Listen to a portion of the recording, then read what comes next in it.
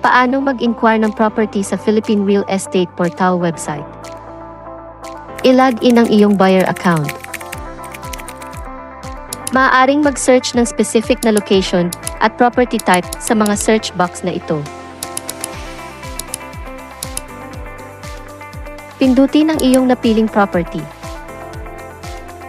Makikita sa gilid ang contact agent. Optional lamang ito pero maaari ka ring maglagay ng referral code ng agent. At i-click ang send message. At pindutin ang OK. Mag-i-email sa iyo ang Philippine Real Estate Portal tungkol sa information ng agent. Hintayin ang email na nagsasabi kung anong date at time ang sinet ni agent para sa inyong meeting.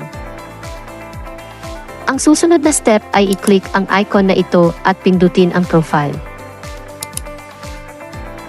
At pumunta sa appointment.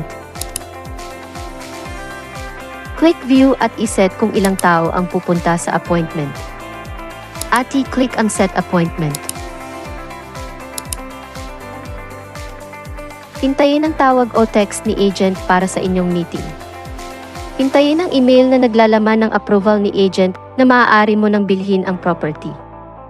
At hintayin muli na kontakin ka ng agent para sa finalization ng iyong pagbili ng property.